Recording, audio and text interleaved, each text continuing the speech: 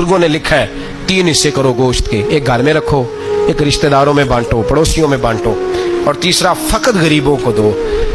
लेकिन मैं अक्सर ये सोचता हूँ कि हमारे यहाँ कुर्बानी करता ही वो है जिनके घर में हर जुमेरात को छोटा गोश्त पकता है, और जिनके घर में हफ्ते में 3 दफा मुर्गी का गोश्त पकता है, वही तो कुर्बानी देने के काबिल होते हैं। तो वो भी अगर कुर्बानी के बकरे में से भी तीसरा रखना चाहें तो इजाजत तो है, मैंने कहा सारा रखने की भी इजाजत है। लेकिन अगर आप मेहरबानी करें, कोशिश करें कि यार हम तो सारा साल ही खाते हैं, और हमारे यहाँ जो गोश्त तकसीम होता है ना, वो भी बारी लगी हुई है। उधर से प्लेट आई थी गोश्त की तो इधर से भर के चली गई। भाई उसने की है, उसको बार बार गोश्त देने का क्या मतलब है? आप ये देखें अजीजों में, रिश्तेदारों में, और मैं अगर थोड़ा सा आपकी तवज्जो कराने में कामयाब हो जाऊं तो सफेद पोश लोगों को देखें।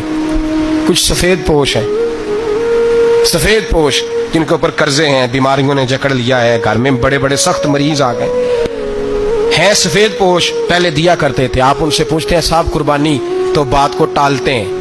वो कहते हैं सोच रहा हूं कोई हिस्सा उस्सा डाल जाए, पर्दा पोशी करते हैं, कहते हैं कहीं हिस्सा रखा हुआ, पर्दा पोश। अक्सर वो लोग कुर्बानी नहीं दे पाते, अक्सर दिया करते थे, अब नहीं दे पा रहे। क्यों? इसलिए कि मुश्किलात ऐसी आ गई। उन लोगों का ख्याल करें, उनके घरों तक गोश्त पहुंचा के आए, उन पर तवज्जो करें। वो सफेद पोश आदमी कभी जिक्र नहीं करेगा। कुछ तो ऐसे हैं जो खुद पहुंच जाते हैं कि हमें गोश्त दिया जाए, लेकिन कुछ सफेद पोश हैं, ला यसअलून अन्नास इल्हाफा। अल्लाह फरमाते कुछ लोग लिपट लिपट के सवाल नहीं करते, सफेद पोशी का भरम रखते हैं, का मिजाज नहीं। उनकी तरफ देखें, अपने रिश्तेदारों को देखें, खास कर उन रिश्तेदारों को देखें जिनका आपको पता है कि गरीब हैं, मजबूर हैं, उनके घरों में गोश्त भेजें। गरीब बेटियों, गरीब बहनों का ख्याल करें, उस तरफ मुतवज्जे हों, उनके साथ उसने सलूक करें, उस तरफ आप लोग ख्याल करें। अल्लाह हमें समझने की तौफीक अता फरमाए।